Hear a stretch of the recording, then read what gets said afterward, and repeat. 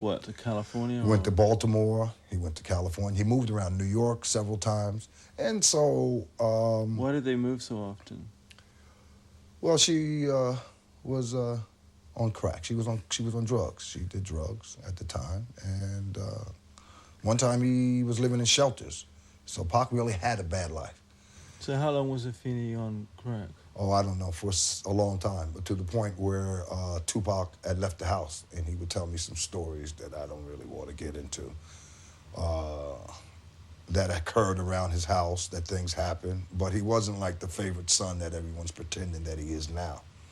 Matter of fact, he told me some stuff that made me laugh, that they would make fun of him because he was somewhat of a handsome guy, and everybody else was kind of, let's say, dark-skinned. And he was somewhat brown and light-skinned, and they would call him ugly. And he told me that, and he also said that that only lasted until he became a star, and then he became the favorite son. This is a picture of Tupac and Afeni taken on Mother's Day. Whatever problems there might have been, Tupac was very loyal to her. Billy himself re-established relations with Tupac in 1994 after he heard over the radio about Tupac being shot. This shooting was not fatal. It happened 2 years before he was killed in Las Vegas, and it was for this attack that Tupac blamed Biggie. He was shot in various spots all over his body, growing arm. But they had said that he had his testicles shot up. And the first time I went to visit him after that, he made it a point to show me that he did not have his testicles shot off. And then he went like that, and of course, I knew he was my son. Oh, really? You want to... I don't want to, no, I don't want to touch on that. Did you say that Biggie visited him at the hospital when you... Yes, he did. And he introduced himself to me. I thought it was quite nice. He didn't seem like he had anything to do with what had just happened. I didn't think anything of it at the time, but he just approached me and said that he was Biggie, and I hear you're Tupac's father, and anything I could do to help in the situation, please let me know. Ex-detective Paul called up. He's convinced that LAPD officers were involved in Biggie's murder. You know, had it been just your ordinary drive-by shooting by some inexperienced gangbangers, we would have solved it a long time ago. You got to think to yourself, well, who could do this and get away with it? Cops. If there are cops on our force that are willing to do stuff like this, you have to look at them. You really do. Biggie grew up in this street, St. James's Place in Brooklyn. He lived here in this house until he left home aged 20. His real name was Christopher Wallace. Biggie had a very close relationship to his mother. You know, being in the streets or whatever, I done been through so much. My mom's done been through so much. It feel good to just have her at ease. You know what I'm saying? Knowing her son is cool and he ain't in the streets doing no wrong. He trying to make it happen. I got to stay on the positive vibe. All my people's got to stay on the positive vibe, you know. The negativity just brings failure, you know. And we ain't trying to fail in this game. We're trying to succeed. Biggie was loved in the neighborhood. His funeral was a massive event. When someone put on Hypnotize, the whole place erupted.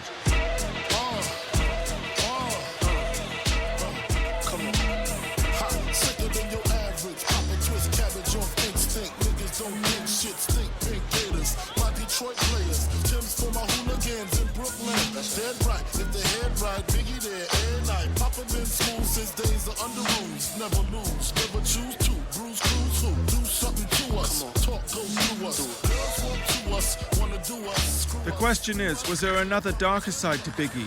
He had the reputation as a tough drug dealer. He used to operate from outside this barber's shop. Excuse me. We were just doing a film in the area, and we were wondering if you knew Biggie Smalls at all. You? Yeah. What about you? I knew him, but I don't want to be on TV. Thank you. Oh. He the bomb, though. He the bomb. Sorry? I said he the bomb, though. He the bomb. Well, he was the bomb. And it was just across the street from the barber's shop at the Met Food Market that a younger Biggie had packed bags. This is Biggie's good friend, Ibrahim, who grew up with Biggie and now manages the Met.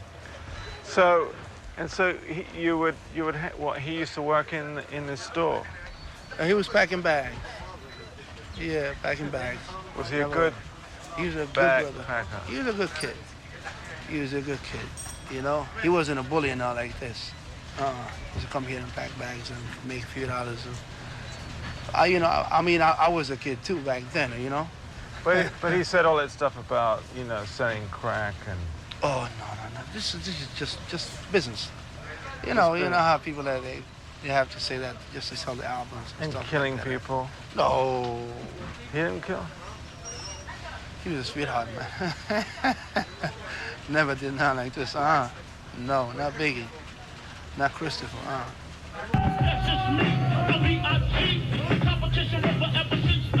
And it was just round the corner Biggie first started rapping.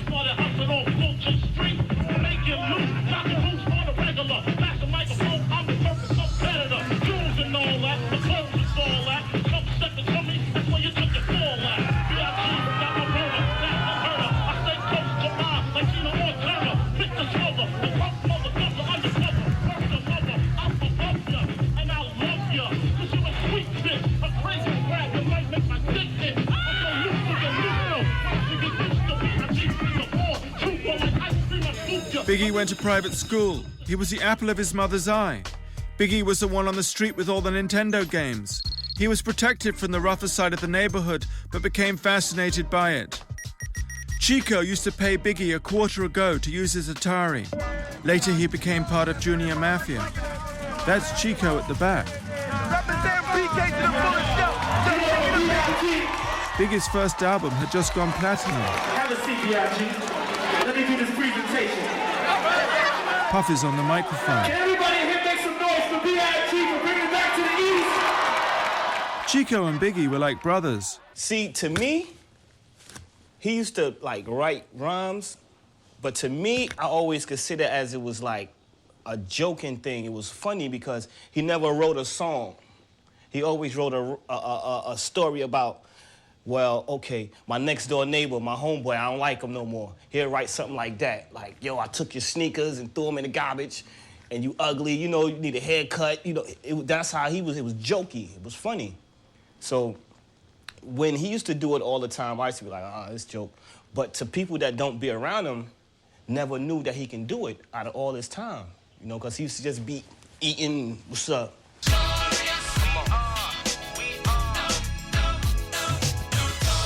We went to see Biggie's mum, who lives on this private estate. Ringing king, struck necklace, igloo, ringing things for the bitches. You see them rims spinning grin, that shit with the bead trimmed and wing. Biggie lived in this house. This is Valletta, Biggie's mum. She was a school teacher and she appeared in Biggie's first video, Juicy. Valletta had received complaints that I'd barged into the barbershop and disrupted the market. She insisted that I adopt a more ingratiating style. My son is a poet, was a poet. He was a writer. And my son, he would be the first to tell you, I write what I see, and I write and rap about what I hear. People's experience, some of them my experience. Was it filth?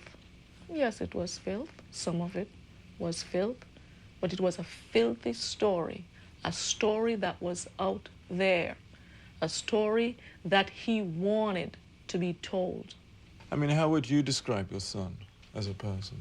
Oh, he was somebody at times you want to kill, you want to strangle, but I'm his mother. He was a very generous person.